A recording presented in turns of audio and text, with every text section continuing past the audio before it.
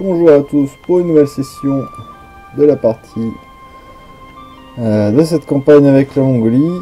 Alors, je vais récapituler un peu pour me souvenir de la situation où je l'avais laissée. Alors, ah oui, on avait fait une guerre contre le Caradel. Oh là là.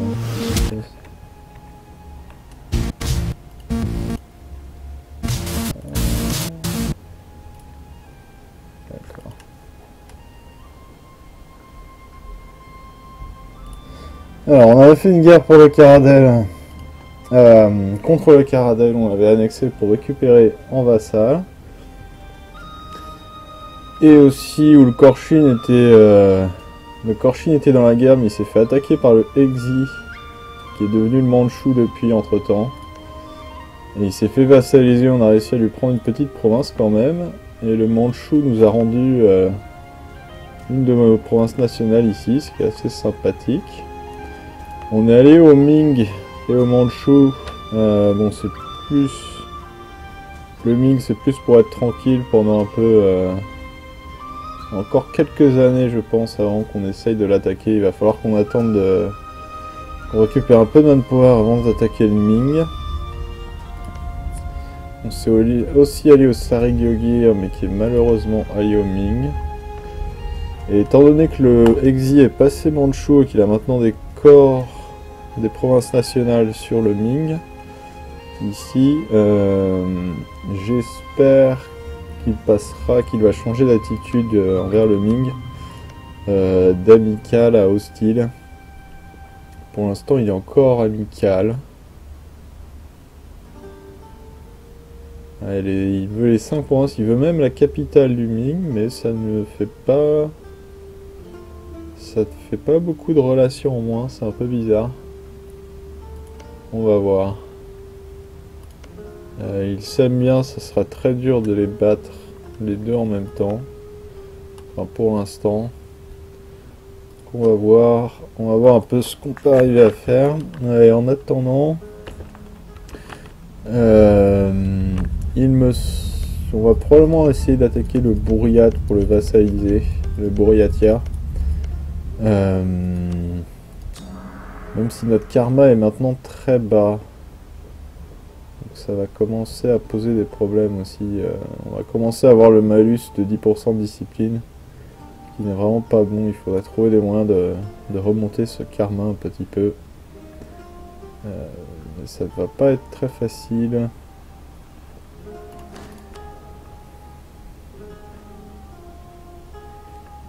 Alors est-ce que j'attaque...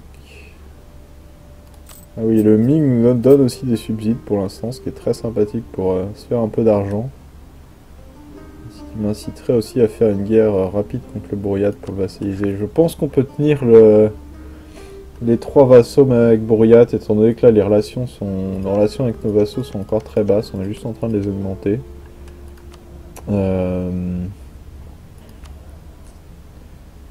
Et on peut le voir dans leur désir de liberté. L'opinion joue un rôle. Alors en fait, c'est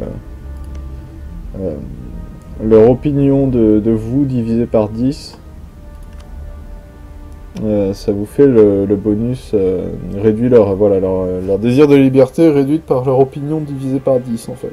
Il faut pas que ça monte à 50.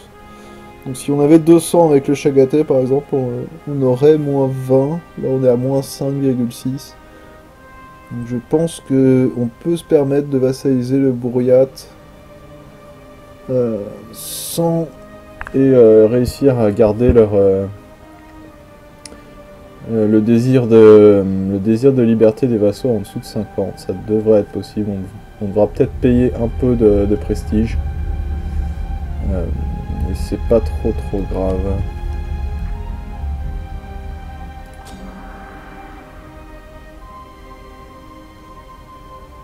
61.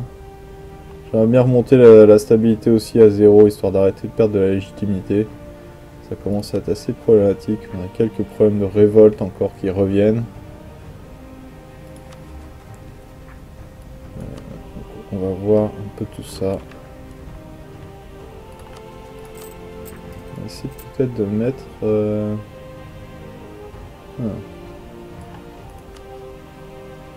On va mettre peut-être un peu d'argent de côté. Bon, je vais lancer le stream. Enfin, je vais lancer la partie plutôt.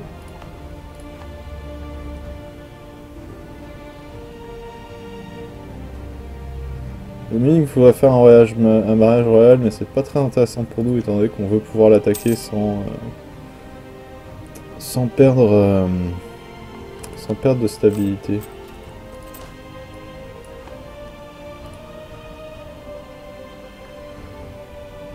Est-ce que le Boryat a mon chef?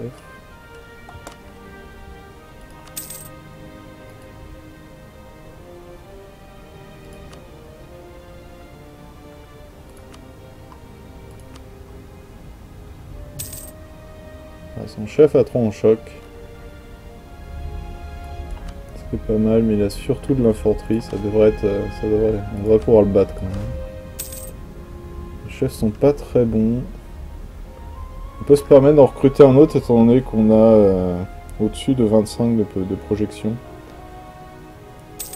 Donc on peut avoir 2 leaders militaires sans malus de points. Et... Ah, il est complètement inutile ce généralement, il est complètement nul.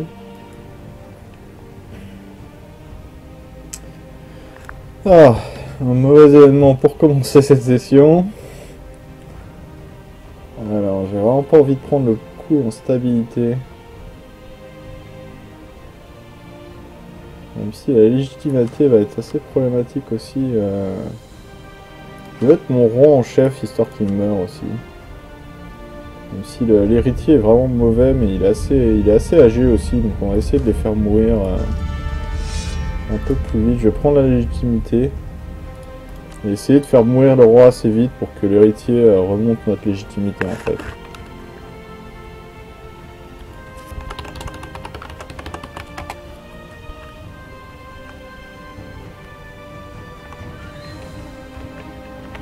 Je vais remettre mon chat aussi.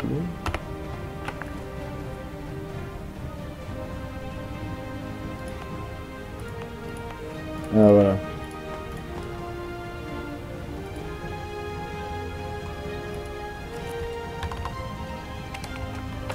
Oui, le Sarigogir est un... Il nous coûte une relation... Ah, malheureusement, j'ai fait un mariage royal avec lui. Hein. C'est vrai que si le roi meurt, on pourrait perdre de la stabilité. Non, je vais prendre la légitimité de toute façon. On a vraiment pas besoin de prendre instabilité plus un autre si le roi meurt. C'est assez embêtant, ça va aussi réduire notre réputation diplomatique, ce qui va pas aider avec les vassaux.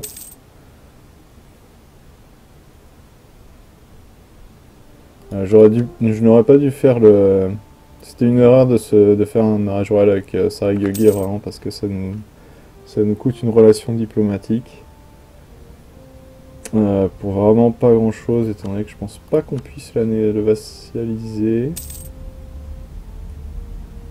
Ah, ce serait pas impossible qu'on puisse le diplo-vassaliser une fois qu'on a annexé le Chagatai.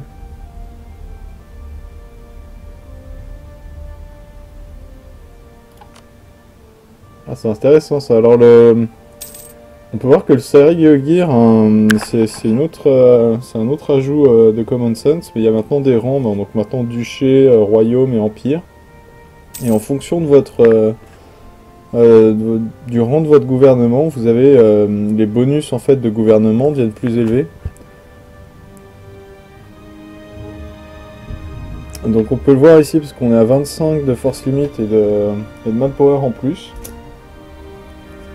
Avec notre gouvernement. Tandis que Sarigogir, lui, a un gouvernement qui est à un rang plus élevé. Il a 50% de bonus de manpower et de force limite. Et en plus, il peut changer son national focus 5 ans plus tôt, en fait. Après l'avoir changé. Et donc, il nous méprise un peu, étant donné que son gouvernement a un meilleur rang que nous. Bon, ça m'étonne un peu, étant donné qu'il a qu'une province.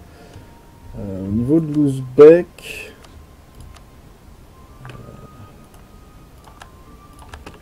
On va juste maintenir des diplomates pour essayer de finir cette mission de relation avec l'Ouzbek, qui nous donnera un peu de prestige. Non, c'était pas ça qu'il fallait faire. Ah, il n'acceptera pas, je sais pas si on va réussir à monter à 100 avec l'Ouzbek, il manque juste 10. Pas envie de faire un mariage royal. Donc étant donné que le Ming nous donne beaucoup d'argent, on pourra peut-être lui faire un... Peut-être lui faire un cadeau, je sais pas si... Est-ce qu'on a envie d'envoyer 50 ducats à l'Ouzbek pour 5 de prestige.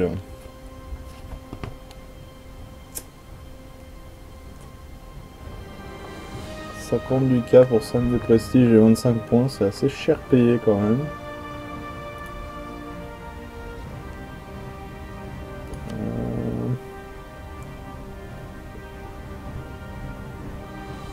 Parce qu'en plus il désire nos provinces, donc j'ai vraiment pas envie d'envoyer de l'argent à quelqu'un qui pourrait nous attaquer.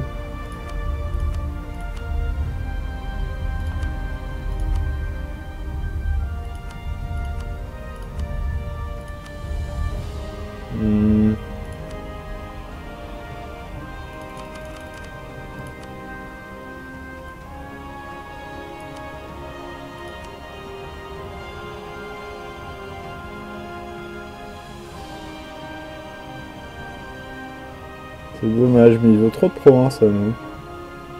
Non, je vais pas lui envoyer 50 ducats quand même, on va juste abandonner la mission. Ça mettra qu'une seule année à revenir, c'est pas trop grave. Et puis on va récupérer nos diplomates.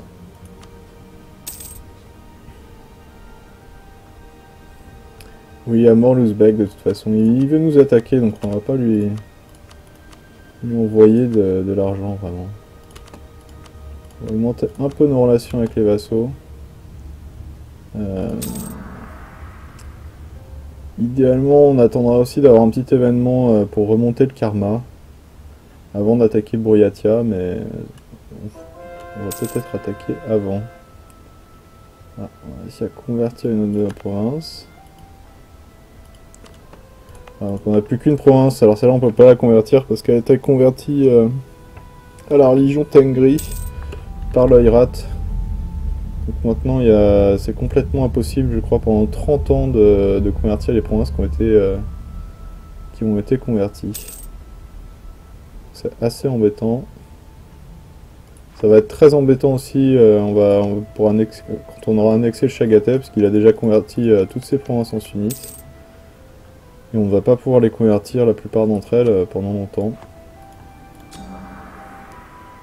On tolère mal les sunnites, donc ça va être assez difficile de contrôler Chagatai, mais il faut qu'on l'annexe aussi bien pour pouvoir garder le contrôle de nos vassaux. On aimerait bien fider donner les provinces à Herat ou au Caradel en fait, pour qu'il les convertisse lui-même, qu'il les core lui-même, pour qu'on économise un peu des points administratifs. Mais si on fait ça, là, les vassaux sont vraiment trop forts, donc on va être obligé d'annexer le Chagatai. Alors, on est vraiment très riche grâce au Ming. Donc c'est peut-être pas plus mal. J'ai envie de faire quelque chose de cet argent, mais pour l'instant il n'y a pas encore encore grand chose à faire. On n'a pas la technologie pour construire des bâtiments. Et on va pas l'avoir avant longtemps. Voilà, on a dépensé beaucoup de points administratifs pour faire des corps. Pour aussi augmenter la stabilité, je vais peut-être le faire encore parce que vraiment notre légitimité est vraiment en train de tomber trop bas. Donc ça fait mal, j'espère qu'on va pas avoir d'événements. Oui, on pourrait se payer quelques advisors. C'est pas le Caradel que j'ai envie d'annexer. Est-ce qu'on a de l'inflation? On a un petit peu d'inflation. On va essayer de la réduire un peu. Et tant qu'à faire...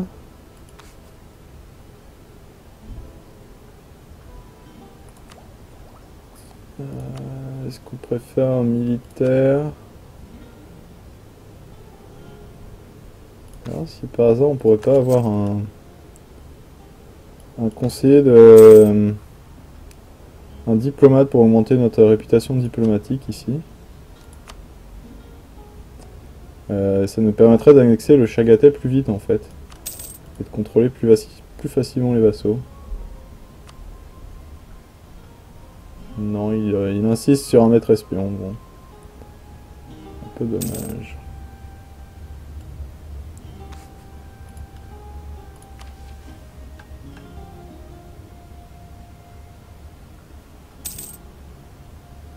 Avoir un théologien aussi à un moment serait intéressant. Bon là il n'y en a pas mais... Bon, je suis assez satisfait du...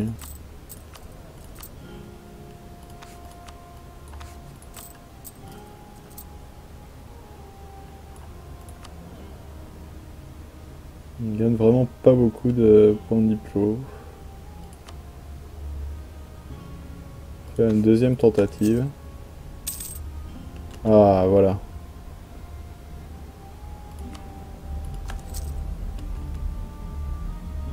Ah oui, c'est pas le diplomate, c'est l'homme d'État. Je connais pas le nom en français, ça doit être... Je me souviens plus du nom en français, c'est pas très important. C'est celui qui vous fait un point de réputation diplomatique. Alors... Voilà, ça permet de remonter aussi notre manpower qui était quand même bien descendu. Pour le Mandchou, c'est pas trop un problème qu'il ait formé le Mandchou en fait, parce que pour l'achèvement Grand Khan, on n'a pas besoin de tuer le Mandchou, on a juste besoin des provinces dans China proper. Donc les provinces nationales sont hors de cette région. Par contre, il y a quand même cette province au Cochin que le Mandchou va récupérer, je pense, quand il va annexer le Cochin. Donc il faudra peut-être à un moment ou un autre dans la partie attaquer le Mandchou, mais bon, on pourra laisser ça pour plus tard, juste pour une province. On n'en est pas encore là.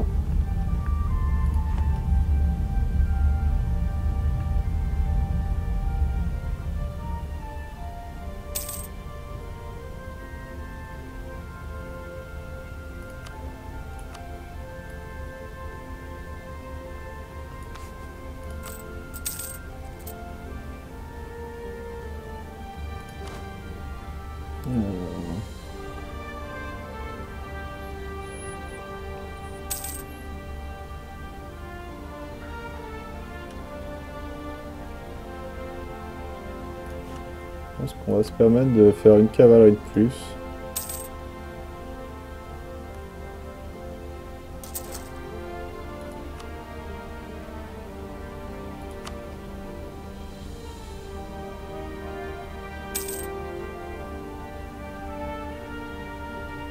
Est-ce qu'on peut...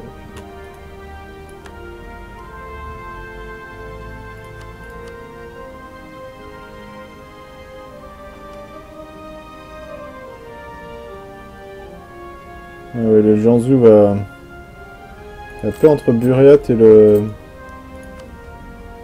Jiangsu va bientôt se finir, donc on va attaquer avant que le Mandchou ait l'occasion de vassaliser le Buriat. On va pas se faire avoir comme avec le Cochin.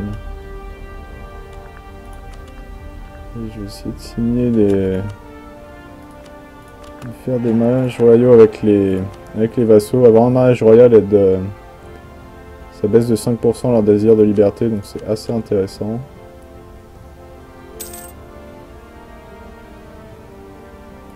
Et je vais quand même recruter...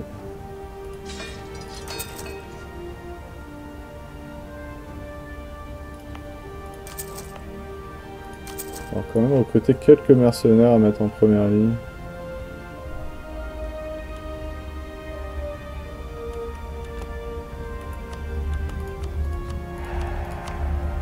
Voilà, je vais aussi avec le Caradel, voilà, comme ça les vassaux sont bien contrôlés.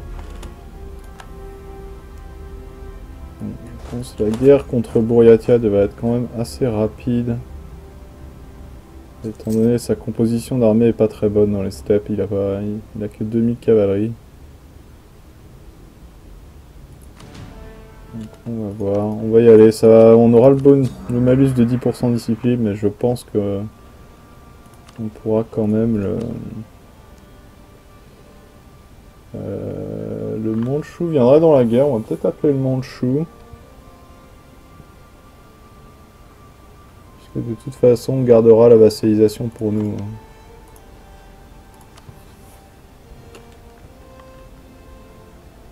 Donc là on sera avec le Casus Belli de Horde, voilà, qui fait que 50% d'expansion agressive pour le vassaliser. Ce sera assez facile.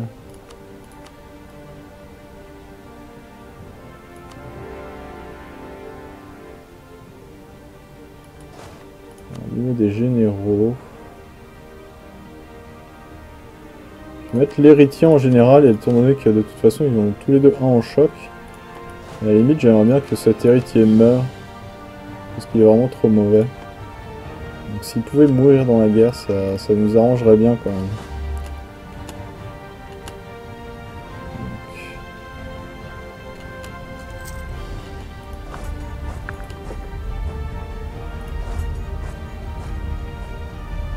Alors, à mon avis, oui, voilà, le Boréatia vient directement sur notre capitale et je ne vais pas l'attaquer depuis cette province, étant donné que le fleuve ici nous donnerait une pénalité pour le traverser de cette province-là vers notre capitale.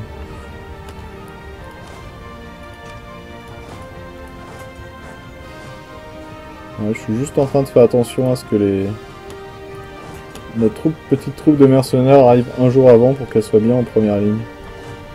Vous voyez, les mercenaires arrivent le 6 juillet, une troupe le 7. Ah, l'Ouzbek se lance sur Yarkand, c'est pas très bien pour nous ça.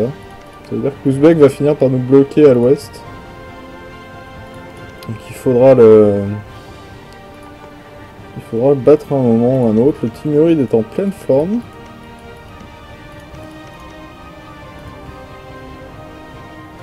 Et la Moscovie aussi, elle vient de manger le Kazan. Donc l'expansion vers l'ouest ne s'annonce pas facile. Il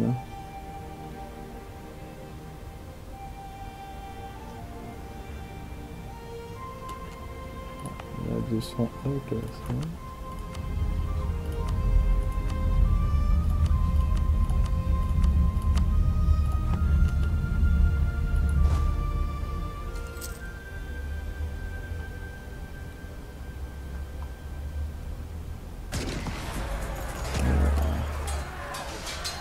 Ah, ça c'est mauvais ça. Il a fait 6 contre notre 3, en plus il est allé en choc. Et il subit quand même, voilà. Il subit beaucoup trop de dégâts, ça c'est l'effet combiné du fait qu'il n'avait que 2000 cavaleries contre nos 9000 cavaliers. Et aussi parce qu'on a combattu sur notre territoire, donc on avait le bonus de 25% en choc. Qui fait très très mal. Alors on va pas...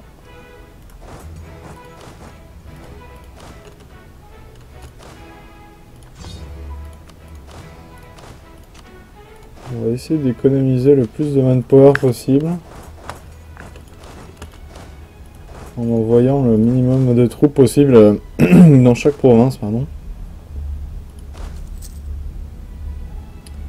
Et en évitant d'envoyer toute l'armée d'un coup dans son territoire. J'ai vraiment l'impression qu'il y a 2000 cavaleries. Voilà.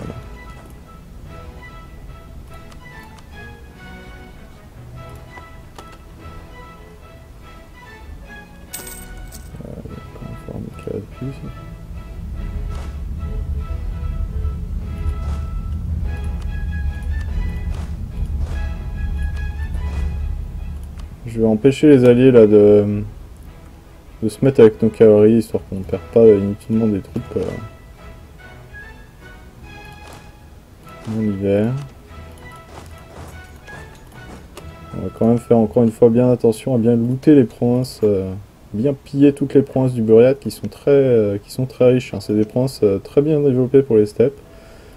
Alors en plus je pense qu'il a dépensé des points de... Ah non, il a même pas augmenté sa province, elle a 7 de manpower. C'est C'est vraiment bizarre, le Bouriat il n'a que 4 provinces, mais en fait elles sont très très bien développées comparées aux autres.